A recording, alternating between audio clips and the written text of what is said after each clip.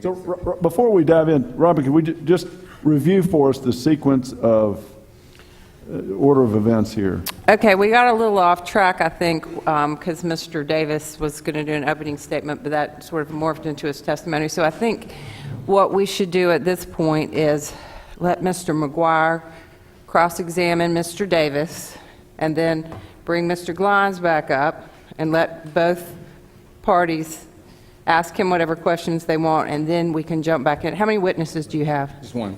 Okay, and then we'll do your witness, that cross-examination, and then turn to the applicant. Okay. That's Is fine. that good with everybody, Mr. McGuire? Yes, Okay, all right. Do you have any questions for Mr. Davis? I do. Okay. How does this normally work? Do we both stand at the podium and look each other eye to eye? Is that how it works? We don't do this normal. This is not Yeah, a normal this is not situation. normal. But I think they both need to talk in the mic, don't they, Maggie? I mean, Ms. Burleson? Will this work? I promise I'm not a hostile witness. May I proceed? You understand today's review is a non-discretionary technical review over the UDO, No, I don't. No, it's a quasi-judicial hearing concerning the UDO. but it relates to the technical requirements of meeting the UDO. It relates to discretionary requirements as well that are part of the UDO. And questions about views or whatever are not part of what the UDO deals with in this situation. That's not true. It does deal with views. And you've been in your condo how long? For approximately 6 months, your office did the closing for me. So. And as a land use attorney, you understand that no view is guaranteed in an urban environment? No particular view is guaranteed, but views are guaranteed as part of the UDO. Where in the UDO is a view guaranteed? Well, it's guaranteed in the provision we've been talking about, for one, dealing with floor plate area. Does it say guarantee a view, or does it says view as a consideration? It says to preserve views. Okay, so there's no guarantee.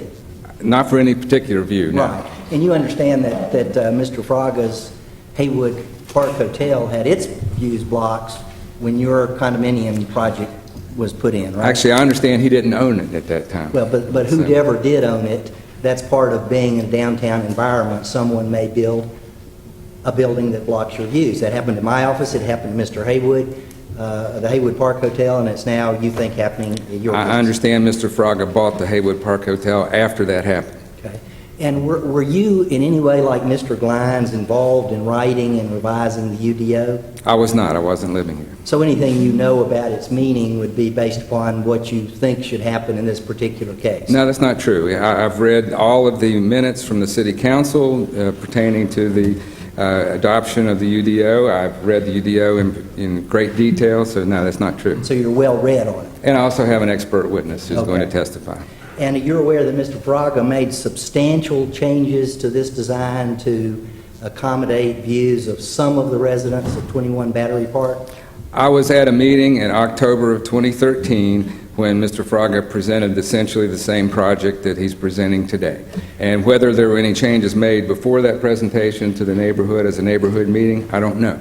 And if there were a neighborhood meeting, which I think there was, months before you came to town, obviously you know nothing about that neighborhood meeting. No, the neighborhood meeting was October 2013, and I was present for that, And at that point, Mr. Fraga got input from the various residents? and ignored it.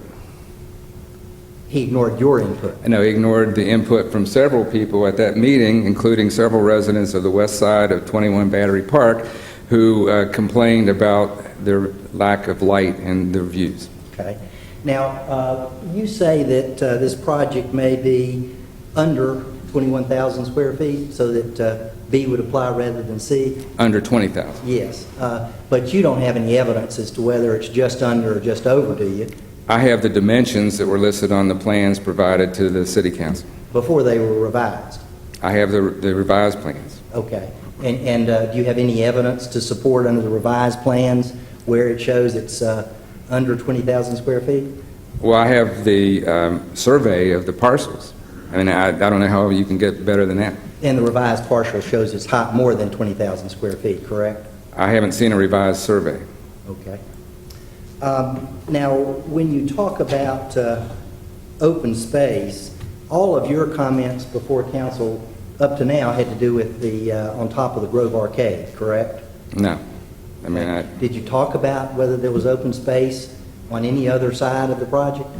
well, there are buildings on every side of the project. Right. Can you not have open space between buildings? You can have some open space between buildings, yes. And in fact, the deep, dark hole that you're talking about, it's 50 feet from your project over to the building we're talking about, correct? That is correct, but that is parking space which cannot be used as open space under the UDO. Does give you air and light. But it's not open space. Okay, so we want to get technical, and that's fair enough. That's what we're here for. Yeah, absolutely, and we'll get technical, but in terms of your being in a deep, dark hole, it's 50 feet over that hole. I've seen the shadow studies that were referred to but not shown to anybody, and that deep, dark hole is deep and dark all but 2 hours a day. Now, No, with the project. you've seen that the shadow study shows that the shadow impact requirements have been complied with in this case. Assuming that's a valid study, it shows that for the public plaza, which is, I consider the sidewalk along the Grove Arcade a public plaza, that it only is impacted about an hour a day. So you're not arguing the shadow impact, or you have no evidence relating to that today? I don't have any evidence to refute the drawing that I've seen that Mr. Glines apparently reviewed very Yes. briefly. Okay, so that's not an issue for decision today, shadow impact? It's an issue if your client brings it up. Okay, but not from your viewpoint? I didn't bring it up. Okay. Now, there is open space. Well, first of all, the definition of open space. The definition in the UDO gives examples, correct? It gives a definition plus examples. And the examples are, it says the examples are not limited to those examples. The open space is not limited to those examples, correct? That it says may include but is not limited to, correct? So you would interpret that as someone who wrote that knew there might be other examples of open space. Well, except that the open space is further limited by the definitions and the language in the open space standards. And you understand generally open space standards may vary from one use to another? They do, yes. Okay. And there's nothing in the open space definition in any way that excludes including the top of the Grove Arcade. Well, let's be specific. In 7-2-5, there's nothing that even remotely resembles the top of the Grove Arcade. But it doesn't exclude it explicitly, but in 7-11-4, it does. Okay. Now, if you had, say, the original tower on the Grove Park Inn that was intended by Mr. Grove, you know who Mr. Grove is? I do. And you've seen... I haven't met Mr. Grove. Right. Of course, he's been gone for decades, but you've seen the design. I have. that he had It's intended. right on the street corner. And if that had been built, so the Grove Arcade, how many more was he contemplating, 8 or 10, Mr. Grove? I don't know. That would certainly affect the light and air on the other side of the street. But it's a skinny tower. It's a skinny tower, but the point is that if you had... To a certain extent, yes. If you had a skinny or a fat or any kind of tower over there that took up open space, it would keep air and sunlight from coming down to where the current building is and where your building is. But it would probably comply with the UDO because it's a very small percentage of the lot. And is there any definition here about how much open space there has to be? That's something that the staff is to fairly interpret? The term is substantial, and I think that's for the city council to interpret. That's correct. But there's no set percentage or amount of air or otherwise? No, it just says substantial, permanent, public, or private. Okay. Now, let me ask you a couple of things just about your space, if I may. And if I think this will work out okay, if I can show you these photographs so that folks can see them. I might have to adjust this. There we go. Okay. That shows a little bit of a shadow, but does X mark the spot being your... Make sure you speak in the mic so that we can get the recording. Thanks. does this show X where your condo is? Yes. Okay. And does this also show that? That is your condo on the other side of those trees? It's obscured by a tree, but yes. Okay. And you're not complaining about the tree cutting out your air and light, are you? Well, no, in the wintertime, I have a perfect view of the Grove Arcade. And is that another photo shows your condominium behind those trees? Yes. Okay. And is this photograph show X where the side of your condominium is? We're in the back of the building or the north side of the building, yes. Right. And what does that area look over to? The wall?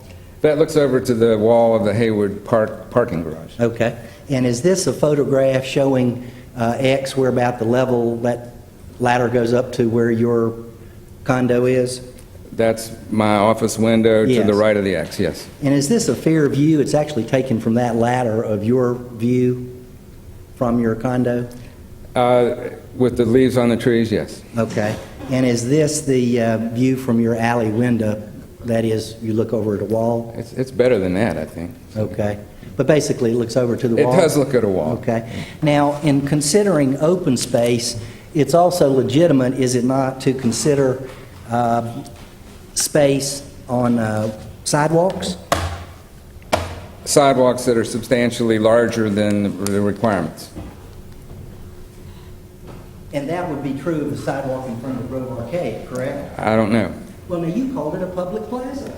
Well, I mean, it's one that I think is wide at points, is not wide at other points. Well, how could it be a public plaza but not big enough to be a walkway for purposes of air and space? Well, if that is, that's not substantial.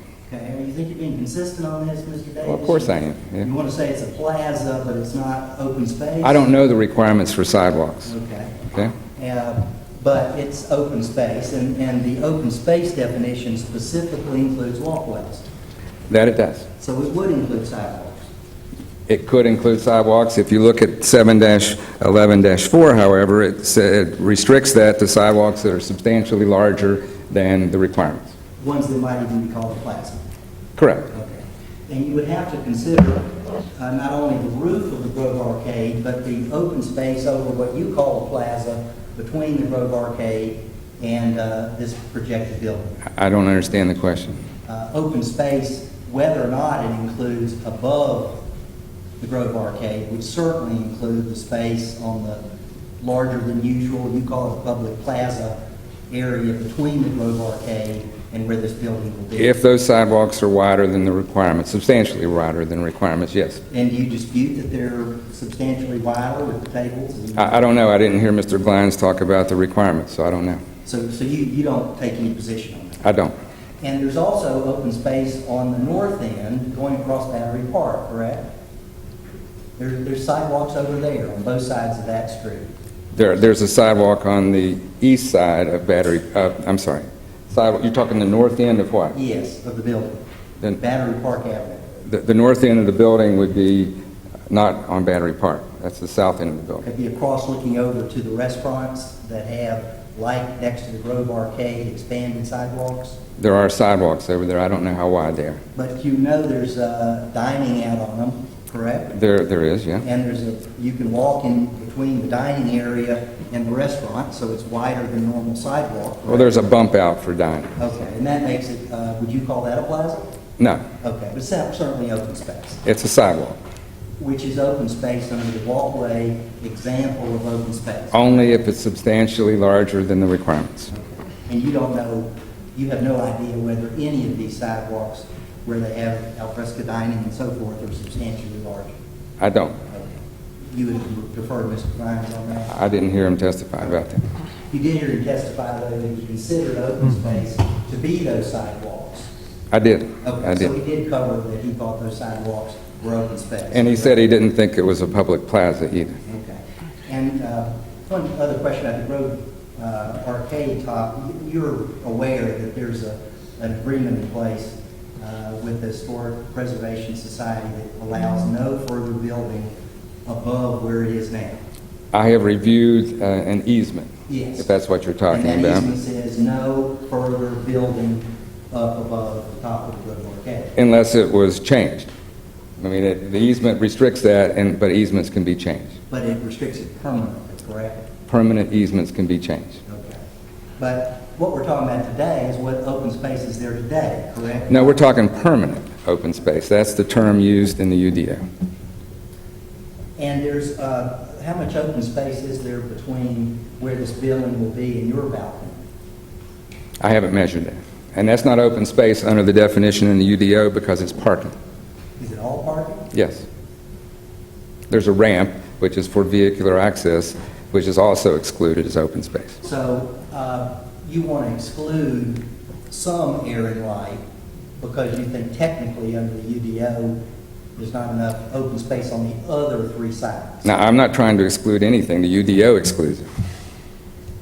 So, That's all. I can't redirect myself, so I'll just take a seat. Okay, just hold on. Did council have any more questions for Mr. Davis?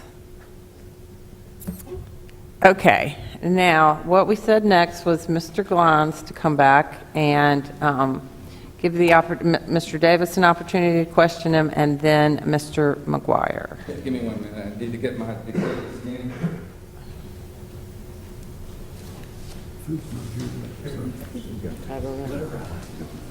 Yeah, just while he's doing that, ask that, make sure that what has been admitted by Mr. Glines in terms of his report is actually in evidence. Yeah, that's fine, or that's fine with me, as long as Mr. Davis is paying attention there. Okay, I think he said he wanted to make sure that what Mr. Glines testified to was actually in the record and evidence. Yes, ma'am. Okay. His actual testimony or the report? I think he's talking about, the report is in, I think he's talking about the actual papers that he was showing. Yes, his exhibits. Yeah. Can we somehow mark those and make them exhibits? I mean, I just, or at least give it a number, please. Mr. McGuire, what were you going to ask him? My suggestion is that be in one exhibit, because he went through it as one exhibit, and that be admitted, I'd request that be admitted as part of the record. Okay, and do you have any objection to that, Mr. Davis? No, I do not. Okay, so, Mr. Glines, do you have a copy of that you can make available? Can I do it after, in case I need to refer to something? That'll be fine.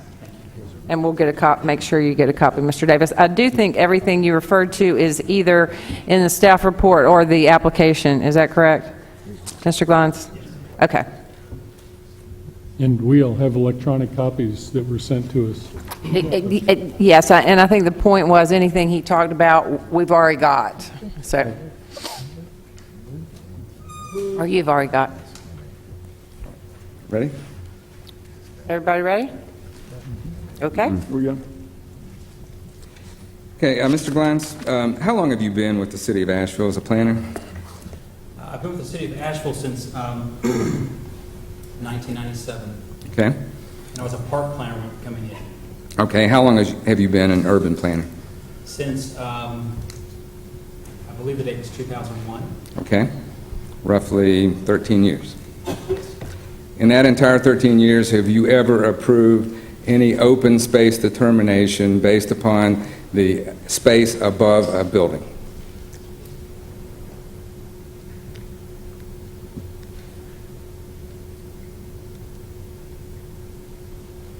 I'm trying to remember if we've had a rooftop deck in the past. Or have you? Yeah. We've had rooftop decks approved in the past, but in the downtown area, we don't require open space. So they didn't have to meet any standard besides that they were on a site plan and approved. Okay, well, anywhere in the city of Asheville, have you ever approved open space which includes area above a building?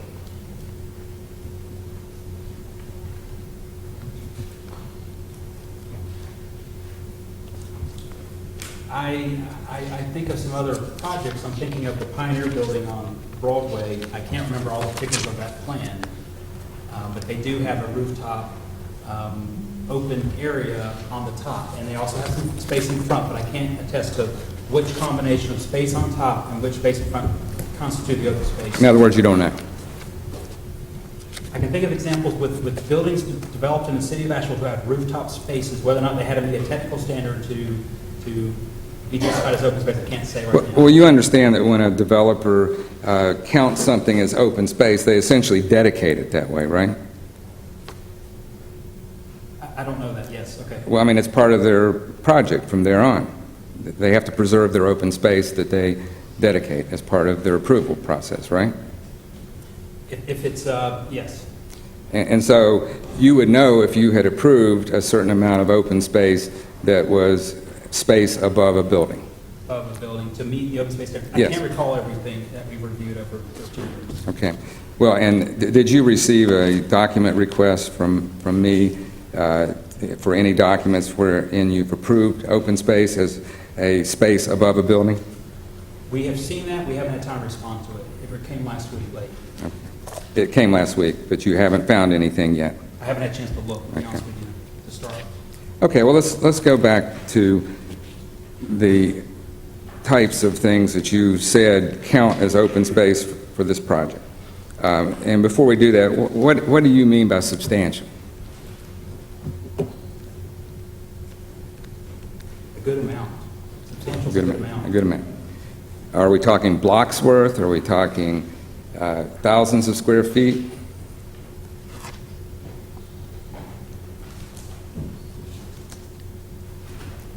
I think that in this case, studying this site, that we are probably in the thousands of square feet.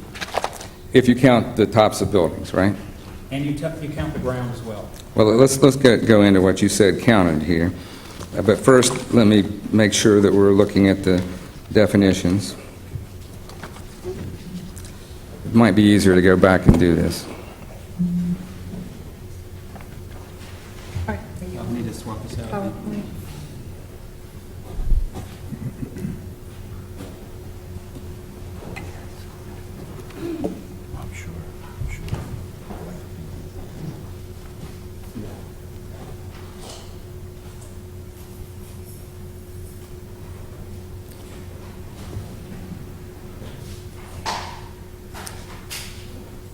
Let's look at the open space standards, and let's start with that.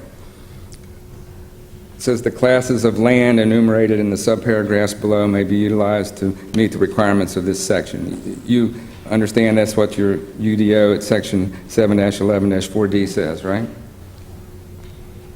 Right, in section 11, it says that. Right. And then it goes on to say, in no case shall the following land be used for open space: land occupied by streets, drives, parking areas, required landscape buffers, or structures other than recreational structures. Okay, I see that written there, sure. And is that something that you're familiar with in your practice? We could find that in 711-4 of the open space standards of the UDO, correct? And you did not review this when it came to determining what substantial open space was for the proposed FERC project? We have considered this and reviewed it. Well, and you have a list of bullets in your staff report that you went through with the City Council a few moments ago, and the first one was substantial sidewalk areas surround this property directly adjacent to the site and across the street. Now, are these land used for public sidewalks significantly in excess of the standard sidewalk requirements? I believe that they are. Which ones? I believe that the downtown standard for sidewalks is 10 feet for new construction, and proposed and new sidewalks in all cases will be greater than 10 feet. So, I believe we could, if we had a scale plan, we could study the exact sidewalk in front of the building as proposed. It'll be at least 11 feet. So that is 1 foot substantial, is 10% more than requirement. 11 feet for which one you're talking about? For the Cambria project proposed. The one that's required for the project itself. Yeah. And that's not a public sidewalk, is it? Oh, yeah. Well, it's public in the sense that Completely public. the public can use it, but the developer is being required to provide it as part of the project approval, correct? Correct, but it's a public sidewalk. And then on Battery Park Avenue, again, adjacent to the building, the sidewalks there are quite substantial. They're at least 15 feet today and will be when the site is developed and approved or developed and built. The final, so a 5 feet more in a downtown area, 5 feet over 10 feet. We're thrilled. I can tell you that as a planner, we're thrilled to have 15-foot sidewalks anywhere in downtown area, and that's substantial. In the Grove Arcade, if I can continue. Let me ask you a question about that. Are those sidewalks? Can you finish his answer? Well, I was going to ask him a question about what he just said, and then he can continue.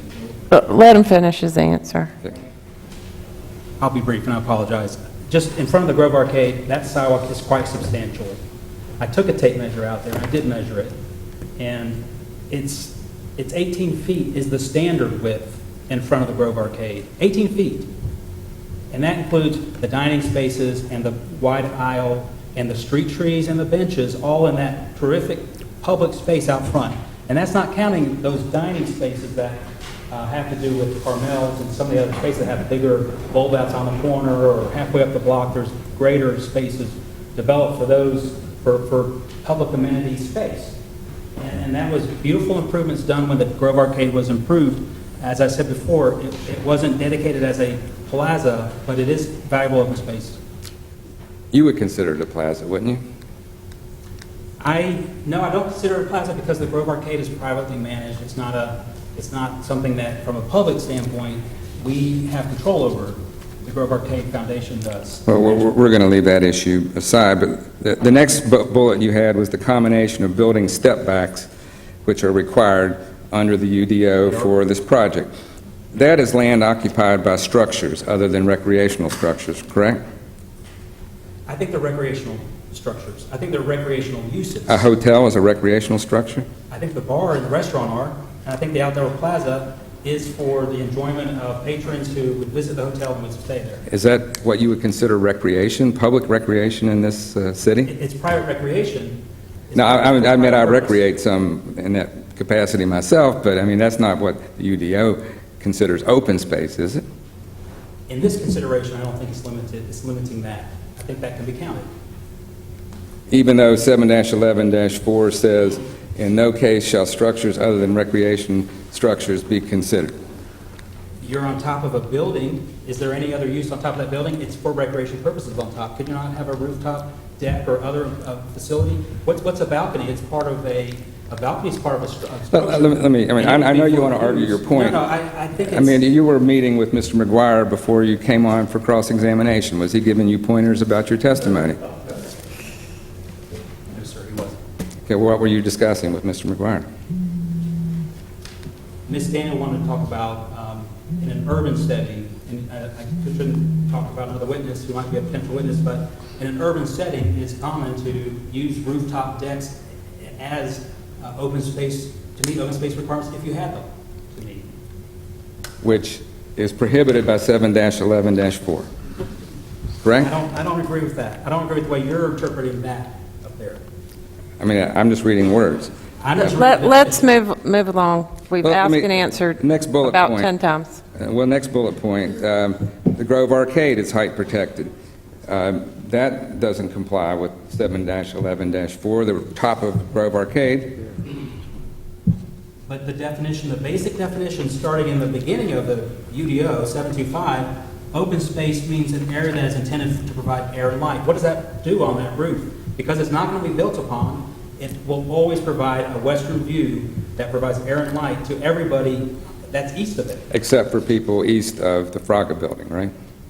Not everybody. Well, but looking at 7-11-4, you would agree that it prohibits the use of structures as open space, correct? But if you have a rooftop deck, is that not designed as a recreational space? You don't think it is? Is there a rooftop deck on the Grove Arcade? I don't think so. Okay. Now, on to the next one is the roof of the podium height of the proposed Cambria Hotel building at the 3rd and 4th levels provides a restaurant. You say that serves as open space. I do. That's land occupied by structures other than recreational structures, correct? I would say that's designed to be a recreational space. Is that not a commercial space for the benefit of the patrons of the hotel and the people who frequent the restaurant for the profit of FERC? I don't think that's a restriction on the type of open space because it already says it's private or public. It Is doesn't it? have to be free. So dining is recreation in your interpretation? It is. Let's move on. You've asked him that many times. We need to get Sidewalk going. adjacent to the project site is the location for an urban trail public art piece known as Grove's Vision. You counted that already, right? You counted the sidewalk already. Yeah, but that sidewalk also has a public art component, which is part of an urban space amenity. Are you going to count it twice? I'm counting it as a feature that adds to the consideration of that area being substantially providing urban open space amenities. The term is substantial open space, I believe. So does that add to the open space? I think it's a special corner, and I think We don't have it in every corner. And actually, it might be in a bulb-out section of the street section there. Well, and then your next bullet is cafe spaces along Battery Park Avenue and Page Avenue. You counted those already too, right? But they're urban open space amenities, so we're making the point of how this area altogether with trees, benches, wider sidewalks, pedestrian crosswalks, wayfinding signage put in for the community, how that all fits into an urban open space type of designation. You counted it already, yes or no? I don't know what you're saying, Count, because I'm not coming up with a number. Are you? I'm not coming up with a number. Well, I'm asking if you have. I mean, I asked you what substantial was. Are you counting that as I think it's substantial area? It's meaningful area, absolutely. Does it add to the substantiality of the area, meaning the area, the square footage of open space? It adds to the usefulness of the area. You counted it already as square footage, though, I didn't count square footage. okay? Street trees, wide pedestrian crossings, benches, surrounding landscape, you counted that already too, right? Counted it or considered it? I think it. It's duplicative of the bullet you already had, which dealt with the sidewalks. I think it's illustrative of what an urban open space setting should have, and that's what our expectation is, which I think is what is provided in the project. It's not adding to the area. You already took that into account. It's not adding to additional area. Those are shared spaces, sure. Okay. Then the height of the 8-story deck, which is a deck for hotel guests with rooms adjacent to it, you considered that open space too, didn't you? I did. That's land occupied by structures other than recreational structures. Is a hotel a recreational structure? The deck is when it's adjacent to the room. A balcony is when it's adjacent to the room, is it? Is it not? Wouldn't any developer just love to have you interpret the UDO this way for downtown, for now and in the Please future? just ask him questions, I and let's have- move along. I mean, you're setting a precedent here, Mr. Kleins. Is this a precedent you think should be set for the city? In the downtown area, it's a special environment. The open space is not required to even be on the same site, which is unusual. Although this section, 711-4, is expecting it all to be provided on site. But In the downtown area, we have a special district where it doesn't have to do that. It can, but it doesn't have to in order to meet that standard. So this is why all these other things are important factors in considering valuable, useful urban open space in an urban environment. And that's the thing we've been trying to create in the downtown area, is that there's a viable urban space that has spaces up above and below. would you like to answer my question, please? In the downtown master plan, they talk about Vista Parks. How do we get more Vista Parks? It's a goal in the master plan. This is kind of how we do it, because we're going into the direction of rooftop decks. It's a great thing. It adds to recreational use. Mr. Glines, you gave this developer a 25% bonus for the open space that you consider to be substantial. Is that a precedent that is being set with this hearing? I think each case. Let me just interject. He is not, you were at this hearing to ask this council to give that bonus. He That's is true. not giving the bonus. I withdraw that question. You have another bullet that is your last one that says, by definition, the floor plate requirement of the hotel tower above 75 feet is limited to 50% of the lot area under your determination. Then the other negative space is the same area, is open and not built upon above that level. Well, it is built upon, correct? It would be built upon. Not above the level of 75 feet. Okay, but it's not open space because it is land other than recreational structures. I mean, it's not open space Because because... it's an area of a void, it's a void Of space. a building. That supplies, what happens with that space, the gap. There's a gap. Mr. Fraga is designing a gap at the podium height, and that gap, open space, means area intended to provide the light and air. What else would that purpose be for? You can't occupy it, but you can enjoy it, because it allows a scenic quality. It does not meet the Airplane. definition of open space in the UDO, correct? I believe it could.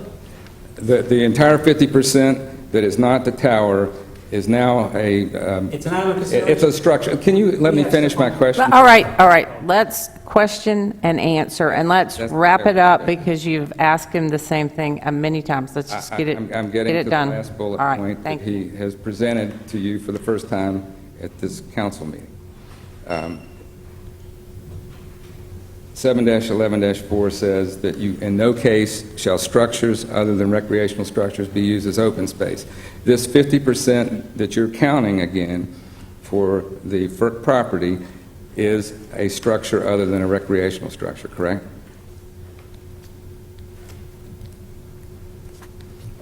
It's above areas. It's above areas that will be used in ways that have a recreation component to them. They're balconies and decks. So you're going to count that again? You've already counted the balconies and decks and I'm only the making a point here. I'm not counting again. Okay. I mean, you got all these bullet points, but really, you're counting the tops of buildings and sidewalks, correct? Yeah.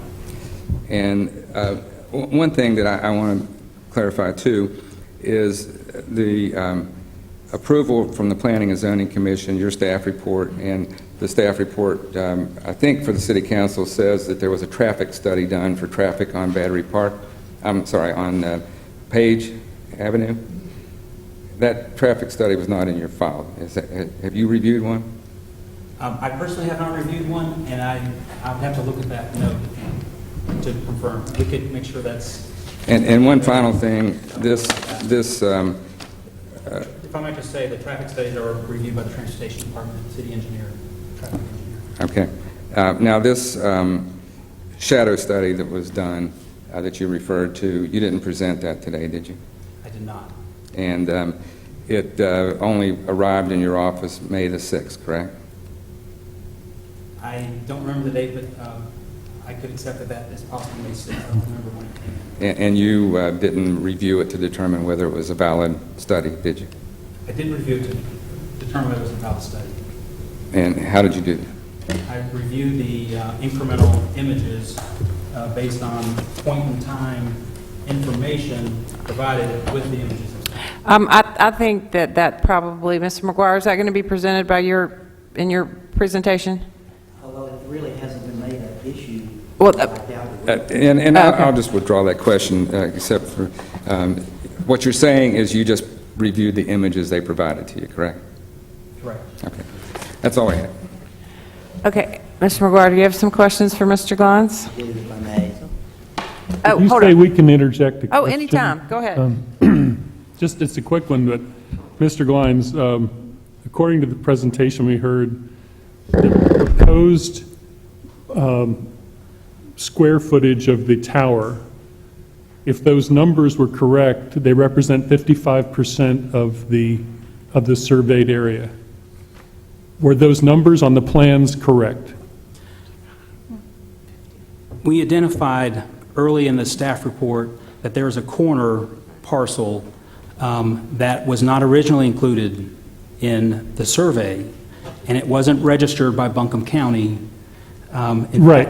Okay, so the later survey was right. Yes. But even with the later survey, according to the building plan we were shown, the plate, or whatever you call it, of the tower represented 55% of the 20,031. I don't think so. I think it's 50%.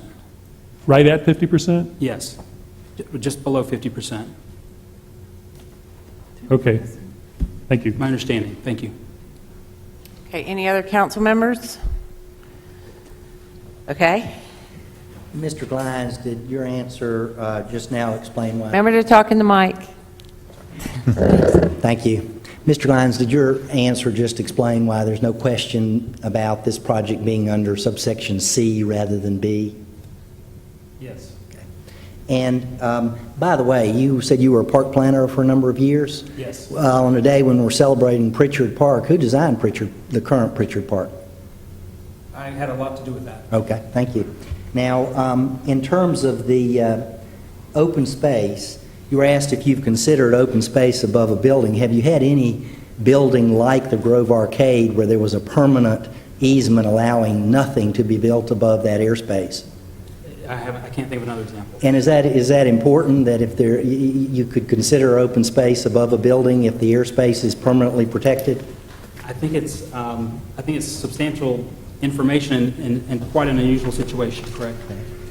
Now, you've actually, you're talking about giving a bonus to Mr. Fraga. You approached this on behalf of the city, Yes. and in fact, you've added requirements to this project, I believe, having to do with the south side setback.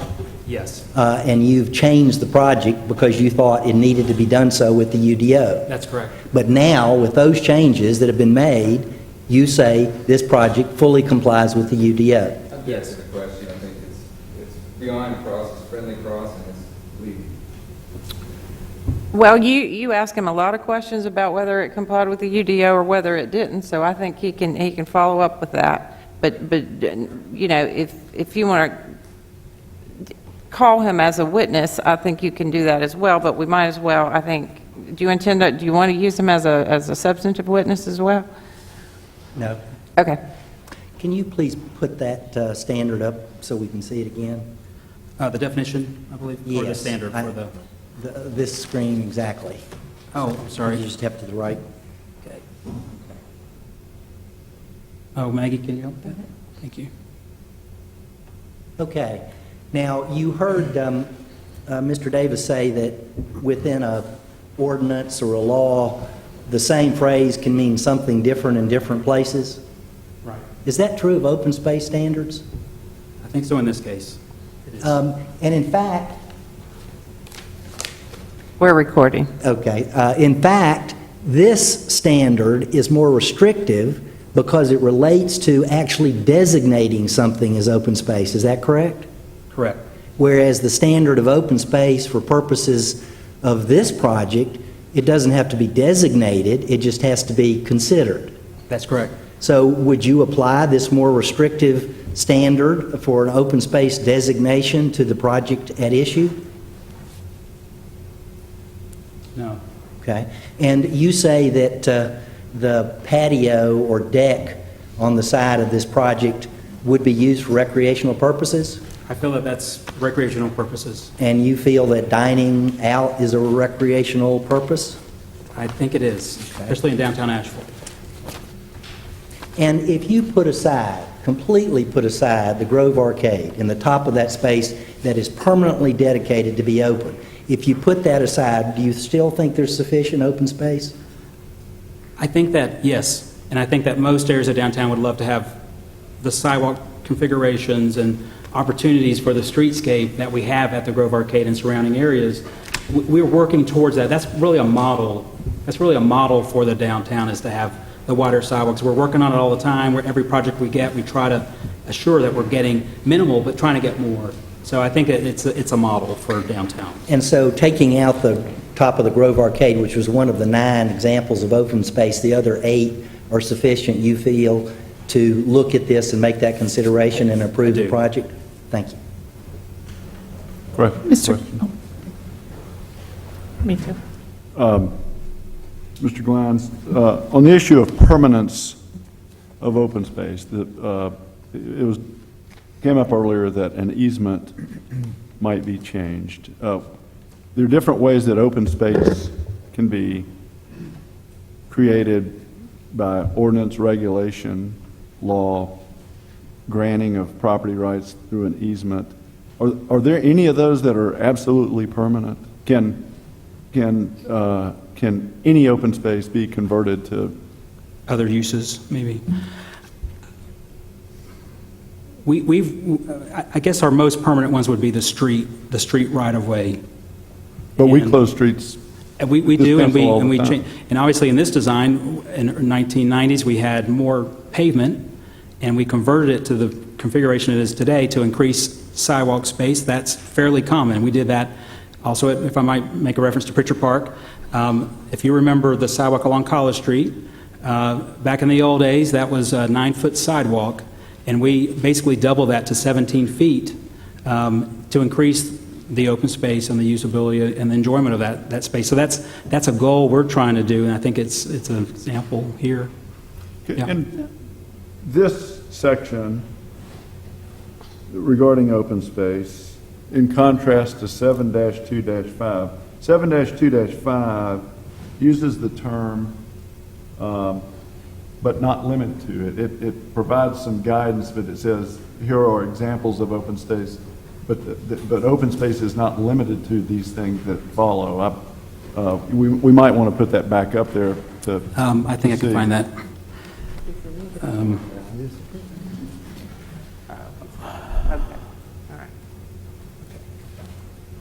I have it in my staff report. I did include, I believe it's, Could you read that out loud? okay. Open space means an area that is intended to provide light and air and is designed for either environmental, scenic, or recreation purposes. Open space may include, but is not limited to, lawns, decorative planting, walkways, active and passive recreation areas, playground, fountains, swimming pools, wooded areas, and water courses. Open space shall not be deemed to include driveways, parking lots, or other services designed or intended for vehicular travel.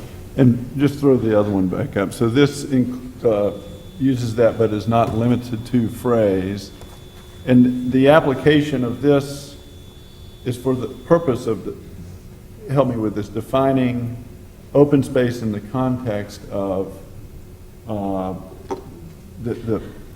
It's in the context of, the unique context of downtown. Because downtown is not required, in my opinion, required to provide on-site open space. It can. The tests we were making with the C for larger floor plates was surrounded by substantial public or private.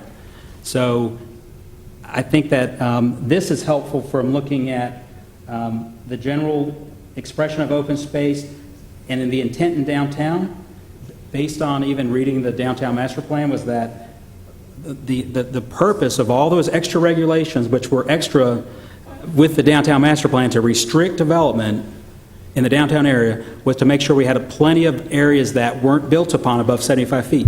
So, and the street wall has the same purpose. It even states it in the purpose of street walls, setting that in. It's to make sure there's air and light for the people on the ground and also the people next door. So I think that my sense was, and after working on the master plan, was that that's the intent. We understand we're going to tell developers or property owners downtown that you can't build on your whole site. You're going to have to start squeezing things in at certain points. And the trade-off is this 50% opportunity. It's for open space that can be found to surround the property, to be part of the property. And I think in this case it was met. And we weren't trying to give something away or all that. We're just trying to make a reasonable development and interpret this area of the UDO in a reasonable fashion at this context. Now, would everybody else in downtown, every other property, meet this standard? I don't know. We have to study it on a case-by-case basis, and that's what we have here. We have a site plan. That's what we did. Okay. That's helpful. Can I return to the question I asked before? Just because I've run the numbers again. According to the plan that we're given here, this is the floor plan for the tower. Using the dimensions on the plan, I come up with 11,000 plus square feet. In other places, it says 10,015, which would be 50% of the 20,000. Yeah. What's right? Which is it? What's the real number? If it is 50%, it seems to me it complies. If it's 55%, which is what the plan seems to indicate. Information provided by the professionals who sealed the drawings, the architects, is the 10,000, not the 11,000 number. Then the dimensions on the plan are wrong. On the plan, it's one of the, Hey, sorry. what exhibit do you have there? 5. So that was submitted by Mr. Davis. but it is the same formal plans we have in our Okay. packet Okay. here. Well, I'm what- just- For the record, Exhibit 5. Okay. Okay, Exhibit 5, yeah. Coupled with the other, anyway, that's all, I'm trying to get at the number there. What's the number that's accurate? The 10,015, it appears to me, is just 50%. But that doesn't correlate to the dimensions shown on the plan. I wonder if that's something that maybe the architects could. Is the architect here and sworn in? Do you want to address that question?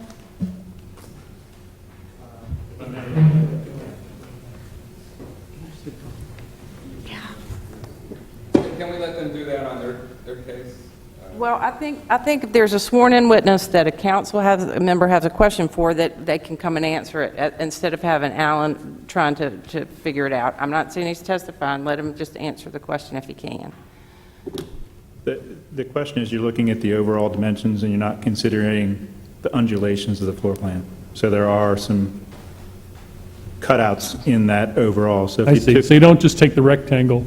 no, because that wouldn't be the floor plate. That would be, Okay. I don't know what that would be. I see what you're saying. Okay. But for the purposes of... It's a jigsaw puzzle. Yeah, It's- for the purposes of code and the way we calculate square footage. Thank you. You totally clarified it for me. Okay. Anything else for Mr. Glines? I have just, so, Mr. Glines, are you saying that when you were looking at open space, in evaluating substantial open space, you were looking at the definition in 725 and not 711.4, and that would be consistent with what you have considered in the past with downtown properties? Right. In general, in downtown, we don't have an open space requirement in any other case. So this is a fairly new standard in 2010, but correct, yes. For downtown projects, this is where I'd look. Okay. Regarding open space also, you've said that the rooftop gardens or restaurants or whatever would be considered part of the open space, meeting the requirement there. Does open space need to be publicly accessible? From the sidewalk level, no. But can the public go to this space? It's true, but it doesn't, that's not the test. It says public or private open space, so there's the assumption that you could have a private balcony or deck that no one else would be able to use, such as the hotel guest who has their own balcony for their own purpose. No one else can really visit their room unless they're a guest of the person, so it's not open to the public, but I think that would be okay. So if somebody wanted to go to the rooftop restaurant but not spend money, that's considered part of the open space? And that, help me understand that. No, that would be open space. I think that the master plan was trying to get at Vista Parks, and they talked about rooftop Vista Parks. They wanted to encourage this, so they used the term, and I would say that, and they did, in the code, that code did not give us a lot of direction on it's got to be free, but even if you go to the top of the Empire State Building, you're paying for it, so it's public, but you have a fee, and maybe a fee is service at a restaurant or a bar, I don't know. I know there's plenty of downtown buildings, including 21 Battery Park Avenue, that has a rooftop a facility up there for owners. And I would say the same for the Battery Park Apartments. There's a ballroom up there with private overlooks that are serve as open space for them and fantastic views, but you have to be a guest or you can't just, as the public, walk in. And I think that's normal in this consideration. Thank you. I suspect we might want to try to nail down, in the future, that's not today, but what substantial means.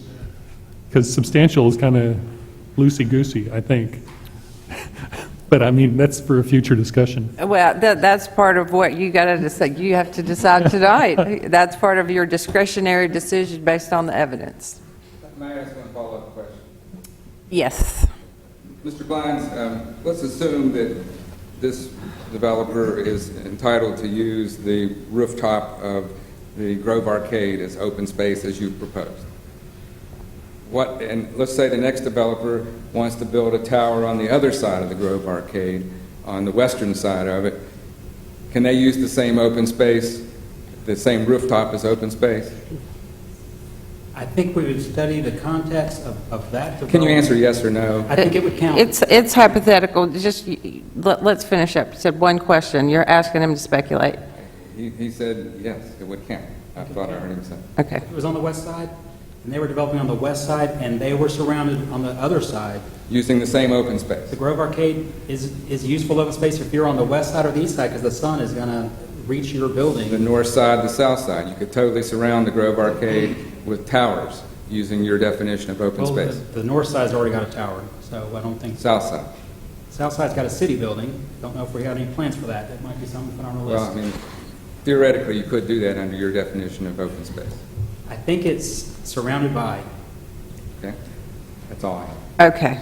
All I right. do have a witness. I need to ask a question. Mr. Glines, if there were a public park, a green, pristine public park on the side of the Grove Arcade, would it be the intent of the ordinance that that would qualify as open space for any buildings that surround it? Yeah, Okay. that's right.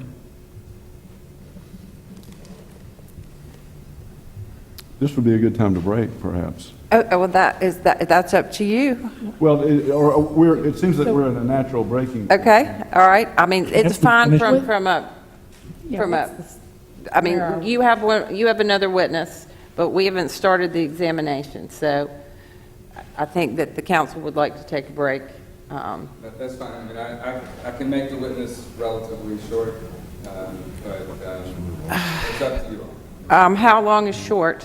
How short is short? We're more than an hour past our normal break time. Right. Then you should take a break. And Maggie, do we have a closed session that would fit in less than 20 minutes? I believe Ms. I think that we can make it work for you. I think if we can make that work, so is that what you're... Great. Well, our suggesting? break will be 20 minutes, folks. But we will conduct a closed session during that 20 minutes. And Only if you if agree with the Councilwoman motion. Whistler would read the Just- motion for closed session. Or is it all? No, just that one, that's the extra copy. I move that the Asheville City Council go into, Hold on one second. Let's move to just, suspend the hearing we're in and to move to take a break in the hearing we're in. Yeah, let's move to suspend. Is that Or, pause? that'll work. Move to suspend the hearing that we're in and go into closed session. Well, let's just move to suspend first. Motion to suspend. Okay. To suspend. Second here. All those in favor of suspend? aye. Okay. Opposed, none. And we'll come back after our break and go back into this hearing. And I move that the Asheville City Council go into closed session for the following reasons. One, to prevent disclosure of information that's privileged and confidential pursuant to the laws of North Carolina or not considered a public record within the meaning of Chapter 132 of the General Statutes. The law that makes the information privileged and confidential is NCGS 143-318.10.3. The statutory authorization is contained in NCGS 143-318.11A1. 2, to consult with an attorney employed by the city about matters with respect to which the attorney-client privilege between the city and its attorney must be preserved, including a lawsuit involving the following parties: Roger S. Alley, City of Asheville. The statutory authorization is contained in GS 143-318.11A3. And 3, to establish or to instruct the city staff or negotiating agents concerning the position to be taken by or on behalf of the city in negotiating the terms of a contract for the acquisition of real property by purchase, option, exchange, or lease. The statutory authorization is contained in NCGS 143-318.11A5. Second. All those in favor? Aye. Aye. All right, we'll be...